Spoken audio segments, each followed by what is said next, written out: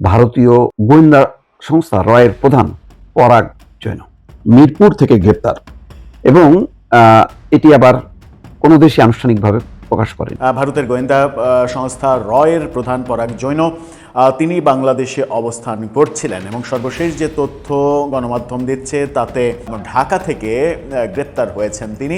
রয়ের প্রধানকে গ্রেপ্তার করে রাখতে হবে যেন হাদির আসামি যারা ভারতে গ্রেপ্তার হয়েছে তাদেরকে ভারত দিতে বাধ্য হয়। দর্শক, রাজনীতিতে চাঞ্চল্যকর ঘটনা ঘটে গেছে। আপনি চমকে উঠবেন শুনলে, গা শির উঠবে। কি ঘটছে? র প্রধান ঢাকায় এখন। কেন র প্রধান ঢাকায়? কে ভিসা দিয়েছে, কে আমন্ত্রণ জানিয়েছে, কেন এসেছেন? দর্শক, আপনার চমকে উঠবেন, আমি তথ্যগুলো দিচ্ছি আপনাদেরকে। এতে বোঝা গেল যে ভদ্রের সঙ্গে সম্পর্ক আসলে আমাদের মধুর নাই।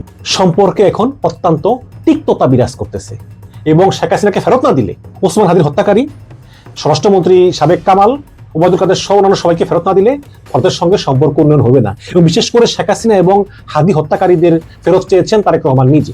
বিএনপি থেকে প্রেসিডেন্ট প্রার্থী হবে মির্জা ফখরুল ইসলাম আলমগীর, যে নাকি ভারতের স্বার্থটা বেশি দেখবেন। অপরদিকে সালাউদ্দিন আহমেদ আছেন স্বরাষ্ট্র মন্ত্রণালয়ে, যাতে করে ভারতের জন্য কোনো ধরনের সমস্যা তৈরি না হয়। দর্শক, পর্দার আড়ালে বাংলাদেশের রাজনীতিতে যে কি ধরনের খেলা চলছে সেটি আসলে সহজভাবে বিশ্লেষণ করলে বোঝা কঠিন। কিন্তু প্রিয় দর্শক, আজকের ভিডিওতে আপনারা এমন কিছু চাঞ্চল্যকর তথ্য দেখতে চলেছেন যেগুলো বিশ্বস্ত সূত্রে পাওয়া গিয়েছে। বিশেষ করে হঠাৎ করে ভারতের গোয়েন্দা প্রধান বা র প্রধান বাংলাদেশে কেন এসেছে। কিন্তু দর্শক, এখন বিশ্লেষকগণ প্রশ্ন তুলছেন যে তিনি কেন এসেছেন, তাকে আসলে ভিসাটা কে দিয়েছে, তিনি কি আসলে বাংলাদেশের রাষ্ট্রপতি নির্বাচিত করার জন্য এসেছেন, নাকি সাবেক প্রধানমন্ত্রী শেখ হাসিনাকে বাংলাদেশে কিভাবে পুনঃপ্রতিষ্ঠিত করবেন তার জন্য এসেছেন। প্রিয় দর্শক, নানান জল্পনা কল্পনার মধ্যে এখন প্রশ্ন উঠছে, তিনি কি আসলে বাংলাদেশে আসার কারণে গ্রেপ্তার হয়েছেন, তাকে কি এই মুহূর্তে জেল হাজতে রাখা হয়েছে? প্রিয় দর্শক, সবগুলো প্রশ্নের উত্তরই আপনারা আজকের ভিডিওটি মনোযোগ সহকারে দেখলেই বুঝতে পারবেন। এরই সাথে সাথে আপনারা সকলেই জানেন র হচ্ছে একটি দুর্ধর্ষ গোয়েন্দা সংস্থা। প্রিয় দর্শক, বলা হয় পৃথিবীর মধ্যে তৃতীয় বৃহত্তম বা তৃতীয় শক্তিশালী গোয়েন্দা সংস্থা হচ্ছে এই র, যদিও তারা ইসরায়েলের মোসাদের সাথে একত্রিত হয়ে কাজ করে। তো প্রিয় দর্শক, বাংলাদেশ থেকে এই র এর প্রধানকে আসলে অনেকেই গ্রেপ্তারের জন্য আবেদনও করেছেন এবং অনেকেই বলেছেন তাকে গ্রেপ্তার করে রেখে ভারতে এই মুহূর্তে যে শেখ হাসিনা রয়েছে বা শহীদ ওসমান হাদির খুনি রয়েছে তাদেরকে ফেরত চাওয়া উচিত। তারা শহীদ ওসমান হাদির খুনি এবং সাবেক প্রধানমন্ত্রী শেখ হাসিনাকে ফেরত দিয়ে ভারতের এই র প্রধানকেও ফেরত নিয়ে নিক। তো প্রিয় দর্শক, এই প্রস্তাবটির সাথে কি আপনারা একমত পোষণ করছেন কিনা সেটা অবশ্যই জানাবেন। দর্শক, এর সাথে সাথে আমি ভিডিওর শুরুতে আপনাদের আরো যে ভিডিওগুলোর অংশ বিশেষ দেখিয়ে শুরু করেছিলাম সেই ভিডিওগুলোর বিস্তারিত আলোচনা দেখাবো। তবে তার আগে বলি, যারা এখনো চ্যানেলটি সাবস্ক্রাইব করেননি সকলে চ্যানেলটি সাবস্ক্রাইব করে পাশে থাকা বেল আইকনটি বাজিয়ে দিবেন। আর যারা ইতিমধ্যে সাবস্ক্রাইব করে গেছেন তাদের সকলকে অসংখ্য ধন্যবাদ। তো চলুন একটি লাইক দিয়ে আমরা ধারাবাহিকভাবে সবগুলো ভিডিওর বিস্তারিত আলোচনা দেখে আসি। দর্শক, রাজনীতিতে চাঞ্চল্যকর ঘটনা ঘটে গেছে। আপনি চমকে উঠবেন শুনলে, গা শির উঠবে। কি ঘটছে? র প্রধান ঢাকায় এখন। কেন র প্রধান ঢাকায়? শুধু র প্রধান না, ভারতে ভিভিআইপিদের যে সংস্থাটা নিরাপত্তা দেয় এসপিজি, তার কর্মকর্তারা ঢাকায়। কে আমন্ত্রণ দিয়েছে? র প্রধান ঢাকায় এসেছে। র ভারত, এটা এখন বাংলাদেশের মানুষ প্রচন্ডভাবে ভারতের আধিপত্যবাদের বিরুদ্ধে সোচ্চার। বিশেষ করে 5 আগস্ট সন্ধ্যায় শেখ হাসিনাকে নয়াদিল্লিতে অডিও বক্তব্য দেওয়ার সুযোগ দেয় বাংলাদেশ সরকার, বাংলাদেশের জনগণ ভারতের উপর প্রচন্ড ক্ষুব্ধ। সেই মুহূর্তে র প্রধান বাংলাদেশে, কে ভিসা দিয়েছে, কে আমন্ত্রণ জানিয়েছে, কেন এসেছেন? দর্শক, আপনার চমকে উঠবেন, আমি তথ্যগুলো দিচ্ছি আপনাদেরকে। গা শির উঠবে যে আমরা কোথায় বাস করছি, কি ঘটছে। আমরা তাহলে পররাষ্ট্র মন্ত্রণালয়ের পক্ষ থেকে যে বড় বড় কথা শুনছি, এগুলো কি লোক দেখানো?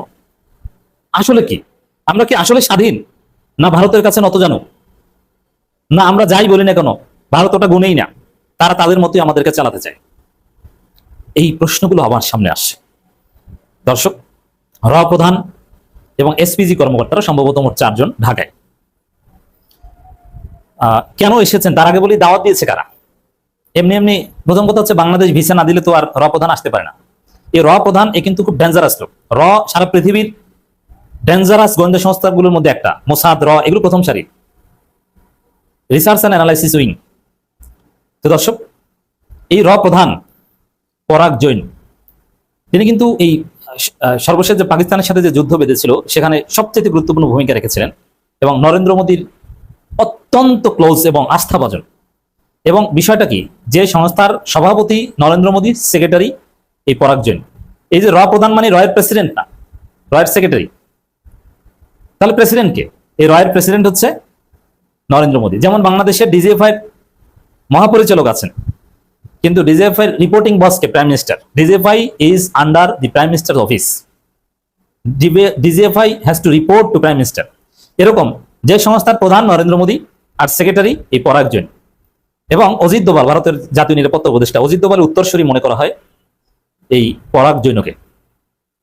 তাকে ভিসা দিয়েছে বাংলাদেশ সরকার, যেই বাংলাদেশে অস্থিরতা সৃষ্টি করছে, বাংলাদেশের সমস্ত অশান্তির মূলে সমস্ত রাজনৈতিক অঘটনের মূলে সমস্ত রাজনৈতিক সংগঠনের মূলে যাদের কার্যক্রম পরিচালনা করে স্বাভাবিকভাবে গোপনে, সেই সংস্থার প্রধান, গোয়েন্দা সংস্থার প্রধান বাংলাদেশে ওপেনে সফরে এসেছে। ওপেনে বলতে আমরা এখন জানতে পেরেছি, কিন্তু মজার বিষয়, ভারত সরকারের পক্ষ থেকে এ বিষয়ে কিচ্ছু বলা হয়নি, বাংলাদেশ সরকারের পক্ষ থেকে কিচ্ছু বলা হয়নি। কিন্তু ভিসাটা তো বাংলাদেশ সরকার দিয়েছে, বিনা ভিসায় তো আর আসেনি। এর মানে সবাই জানে, কিন্তু গোপন রেখেছে।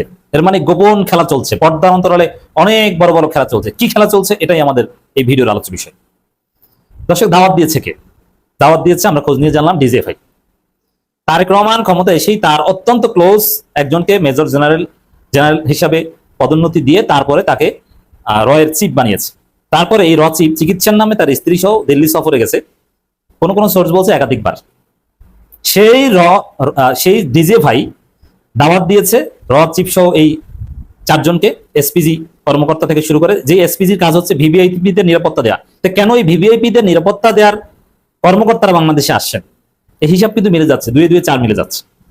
উত্তর হচ্ছে যে শেখ হাসিনাকে অ্যাট এনি কস্ট বাংলাদেশে ফেরাতে চাচ্ছে দিল্লি। তবে ফেরাতে বলতে এক্সট্রাডিশন ট্রিটির আলোকে শেখ হাসিনাকে গ্রেপ্তার করে ভারত বাংলাদেশের হাতে তুলে দেবে এরকম না। শেখ হাসিনা মানে বিষয়টা এরকম, তাদের চিন্তা ভাবনা, রয়ের চিন্তা ভাবনা, ভারতেও আমাদের বন্ধুরা যেসব তথ্য আমাদের কাছে দিচ্ছেন, ভারতীয় গণমাধ্যমে এই বিষয়ে আলোচনা আছে। আপনি যদি বিভিন্ন এডিটোরিয়াল পড়েন তাহলে এটা বুঝতে পারবেন। আমরা যারা রাজনীতি ক্লোজলি অবজার্ভ করি, এগুলো আমাদের নজরে থাকে এবং এগুলো সাম আপ আমাদের কাছে আসে। তো দর্শক, ভারত মনে করছে যে শেখ হাসিনা ভারতে এসেছে যেমন রাষ্ট্রীয় বিমানে এবং সরকারিভাবে এসেছে, কারণ প্রধানমন্ত্রী হিসাবেই তিনি ভারতে আশ্রয় চেয়েছেন এবং সরকারি বিমানে, সামরিক বিমানে গেছেন, এবং তিনি ওইভাবে সামরিক বিমানে আবার দেশে আসবেন। তো শেখ হাসিনা দেশে ফিরবেন মানে এক্সট্রাডিশন ট্রিটির আলোকে গ্রেপ্তার করে ফেরত দেবে তা না। শেখ হাসিনা নিজ ইচ্ছায় দেশে ফিরবেন, তাকে যেন পাসপোর্ট দেওয়া হয় কিংবা ট্রাভেল পাস দেওয়া হয়, এবং দেশে ফেরার পরে তিনি কোথায় থাকবেন। এবং এরা বলছে যে আইএসআই হত্যা করবে, পাকিস্তানি গোয়েন্দা সংস্থা। আসলে তো জনগণ হত্যা করবে। তো জনগণ যাতে হত্যা করতে না পারে, তাকে কোন জায়গায় রাখা হবে, কিভাবে আদালতে আত্মসমর্পণ করবে, এই বিষয়গুলো দেখভাল করতে, ক্লিয়ার আলাপ আলোচনা করতে, ডিজিএফআই এর সাথে লিয়াজু করে এইসব কাজ সম্পন্ন করতে চিফ বাংলাদেশে এসেছে। কি গাছিয়ে ওঠার মতো না? এবং এই চিফ এই প্রস্তাব নিয়ে আসছে যে ক্যান্টনমেন্টের ভিতরে রাখাটা সেফ, কারণ ক্যান্টনমেন্টের ভিতরে তো সাধারণ জনগণ যে শেখ হাসিনাকে মেরে ফেলতে পারবে না। তারপরে সামরিক পাহারায় শেখ হাসিনাকে সামরিক গাড়িতে আদালতে আত্মসমর্পণ করার সুযোগ দিতে হবে। তারপরে শেখ হাসিনার জেল হবে কোথায়? তাও ওই ক্যান্টনমেন্টের ভিতরে সাব জেল, যেহেতু মানুষ শেখ হাসিনাকে মেরে ফেলতে পারে, কিন্তু ক্যান্টনমেন্টের ভিতরে যেতে পারবে না। এই আলাপ আলোচনা করতে এসেছে। একই সাথে তারেক রহমান যাতে সেপ্টেম্বরে দিল্লি সফরে যান, এতে যাতে বাধ্য করা যায়, সেই চেষ্টা করতে এসেছেন। আরেকটা মজার তথ্য দিই, এগুলো কিন্তু গণমাধ্যমে খোলামেলা কোনো আলোচনা হয় না, এগুলো সব নীরবে নিবৃতে গোপন খেলা, গোয়েন্দা সংস্থার খেলা। তার রাজনীতিতে জামাত, বিএনপি অনেকে অনেক কিছু দেখেন, আপনারা যা দেখেন ওটা রাজনীতি না, রাজনীতির আসল খেলা যা দেখেন না। এই যে চিফ পরাগ জৈন বাংলাদেশে এসেছেন, চীন হয়ে এসেছেন। কেন চীন হয়ে এসেছেন? চীনকে ম্যানেজ করে এসেছেন নাকি? আগে চীন সফরে গেছেন, চীন সফর থেকে তারপরে দিল্লি হয়ে বাংলাদেশে এসেছেন, এবং বাংলাদেশ সরকার তাকে ভিসা দিয়েছে। ডিজিএফআই আমন্ত্রণ জানিয়েছে, মানে ডিজিএফআই তো আমন্ত্রণ শখে জানিয়েছে তা না, ডিজিএফআই কে বলেছে যে আমাকে ইনভাইটেশন লেটার পাঠাও, ওইটা দিয়ে আমি ভিসার আবেদন করি। আপনারা জানেন যে ভিসার আবেদন করতে একটা কারণ দেখানো লাগবে, যে আমি ভিজিট করতে যাচ্ছি বা কোনো একটা সরকারি কাজে যাচ্ছি, সরকারি কাজে গেলে সেখানে ইনভাইটেশন লেটার দেখাতে যে আমাকে আমন্ত্রণ জানিয়েছে বা ইত্যাদি ইত্যাদি। তো দর্শক, ডিজিএফআই মাধ্যমে ইনভাইটেশন লেটার ওইটার মাধ্যমে এসেছে। এটা বাংলাদেশের জন্য অশনি সংকেত। বাংলাদেশের জনগণকে চূড়ান্ত লড়াইয়ের প্রস্তুতি নিতে হবে, রয়ের এই সম্ভাবনাকে নস্যাৎ করতে হবে। বিএনপি সরকার উচিত হয়নি ভিসা দেয়া। আর ডিজিএফআইতে কারা দায়িত্ব পালন করে, কি তারা কি চায়, এটা বিএনপি সরকারকে ভাবতে হবে, কারণ হাসিনা আসলে সবার আগে পতন হবে তারেক রহমানের। ভারতীয় হাইকমিশনার দীনেশ ত্রিবেদী বেশ কিছুদিন আগে জয়েন করলেও তার সঙ্গে এতদিন প্রধানমন্ত্রী তারেক রহমানের কোনো সাক্ষাৎ হয়নি, কিন্তু গতকালকে সাক্ষাৎ হয়ে গেল এবং এই সাক্ষাৎ নিয়ে কিন্তু প্রচুর আগ্রহ ছিল নেটিজেনদের মাঝে। বিশেষ করে 5ই আগস্ট শেখ হাসিনার যে সাংবাদিক সম্মেলন, সেই সাংবাদিক সম্মেলন ঘিরে দুই দেশের ভিতরে যখন সম্পর্ক অত্যন্ত উত্তেজনাপূর্ণ অবস্থা বিরাজ করতেছে, সেই সময়ে ভারতীয় হাইকমিশনারের সঙ্গে প্রধানমন্ত্রী তারেক রহমানের সাক্ষাৎ অবশ্যই তাৎপর্যপূর্ণ এবং সবার নজর ছিল ওই দিকে। এখন প্রশ্ন হচ্ছে যে তাহলে তারেক রহমানের সঙ্গে দীনেশ ত্রিবেদীর কি নিয়ে কথা হলো? এখানে বলে রাখা ভালো, দীনেশ ত্রিবেদী হচ্ছে প্রথম ভারতীয় হাইকমিশনার যিনি রাজনীতিবিদ, যিনি কোনো আমলা না, একজন রাজনীতিবিদকে, একজন বিজেপি নেতাকে পাঠিয়েছে বাংলাদেশ। এতে বোঝা যায় বাংলাদেশের গুরুত্ব কতখানি ভারত দিচ্ছে। এবং আরেকটা বিষয় গতকালকে বলেছি, সেটা হচ্ছে যে বিশ্বের অন্যান্য দেশগুলোর সঙ্গে ডিল করে ভারতের বিদেশ মন্ত্রণালয়, কিন্তু বাংলাদেশের সঙ্গে ডিল করা হয় প্রধানমন্ত্রী দপ্তর থেকে। এবং এটা দেখা ভালো করেন প্রধানমন্ত্রীর পক্ষে নিরাপত্তা উপদেষ্টা অজিত দোভাল। বাংলাদেশ কিন্তু ভারতের পররাষ্ট্র মন্ত্রণালয়ের সঙ্গে ডিল করে না, বাংলাদেশ ডিল করে সরাসরি প্রধানমন্ত্রীর কার্যালয়ের সঙ্গে। তো এই হিসাবে দীনেশ ত্রিবেদী তিনি সরাসরি accountable to Indian prime minister Narendra Modi and his security adviser Ajit Doval, S Jaishankar না। তো এখন আলাপ হয়েছে এবং আলাপের যেই বডি জেস্টার মানে অঙ্গভঙ্গি আপনারা দেখবেন তারেক রহমান মাঝে বসছে এবং দীনেশ ত্রিবেদী এক পাশে বসছে। সাধারণত আমরা দেখি কি যে যখন কথা হয় তখন সামনে থাকে দুইটা চেয়ার, একটাই তারেক রহমান আরেকটাই দীনেশ ত্রিবেদী, কিন্তু এখানে সামনে একটা চেয়ার তারেক রহমান বসা, এক পাশে দীনেশ ত্রিবেদী সহ ভারতীয়রা বসা, আরেক পাশে খলিলুর রহমান সহ অন্যরা বসা, এবং তারেক রহমান মধ্যমণি, তিনি মাঝে একটা চেয়ারে বসা। তার মানে হচ্ছে যে সম্পর্কটা যে আসলে অতটা গভীর না এবং সম্পর্কটা যে মজবুত না, এটা কিন্তু এই মিটিং এর যে বডি জেস্টার বঙ্গভঙ্গি এতেই কিন্তু বোঝা যায়। তারেক রহমান পারতো না যে দীনেশ ত্রিবেদীকে একদম কাছে বসিয়ে কথা বলতে। শেখ হাসিনা যেমন এর আগের প্রণয় কুমার ভার্মার সঙ্গে একদম কথা বলতে একদম মুখের কাছে মুখ নিয়ে পাশাপাশি বসে, এতে বোঝা যায় যে শেখ হাসিনার সঙ্গে ভারতের সম্পর্ক কতটা অন্তরঙ্গ ছিল। হ্যাঁ, কিন্তু আজকে দীনেশ ত্রিবেদীকে বসিয়ে যেভাবে তারেক রহমান মিটিং করলেন, এতে বোঝা গেল যে ভারতের সঙ্গে সম্পর্ক আসলে আমাদের মধুর নাই, সম্পর্কে এখন অত্যন্ত তিক্ততা বিরাজ করতেছে।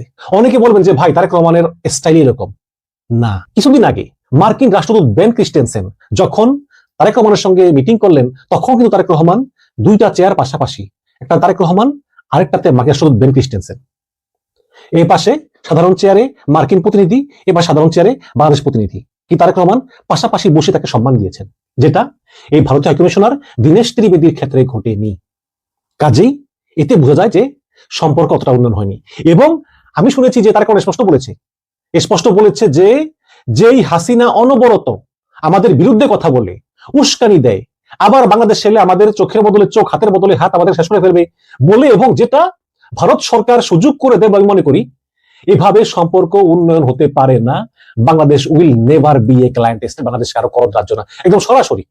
তখন দীনেশ ত্রিবেদী বলেছে যে আমরা আসলে বিষয়টা বুঝতে পারিনি, এরকম আর হবে না, কথা দিলাম।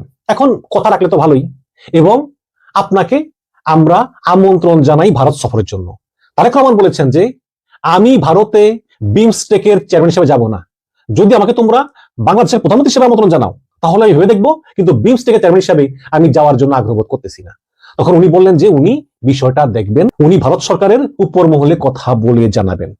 তারপর খলিলুর রহমানের সঙ্গে বৈঠক হলো এবং স্বরাষ্ট্রমন্ত্রী সালাউদ্দিন আহমেদের সঙ্গে বৈঠক হলো, এবং সেই বৈঠকে তার সবাই বলেছেন যে শেখ হাসিনার মুখ বন্ধ না করলে এবং শেখ হাসিনাকে ফেরত না দিলে, শেখ হাসিনা, তারপরে ওসমান হাদির হত্যাকারী ওই যে ফয়সাল এবং আলমগীর, স্বরাষ্ট্রমন্ত্রী সাবেক কামাল, ওবায়দুল কাদের সহ অন্যান্য সবাইকে ফেরত না দিলে ভারতের সঙ্গে সম্পর্ক উন্নয়ন হবে না। এবং বিশেষ করে শেখ হাসিনা এবং হাদি হত্যাকারীদের ফেরত চেয়েছেন তারেক রহমান নিজে, বলেছেন এই সমস্ত ইস্যুগুলো যদি সলভ না হয় তাহলে ভারতের সঙ্গে সম্পর্ক উন্নয়ন হবে না।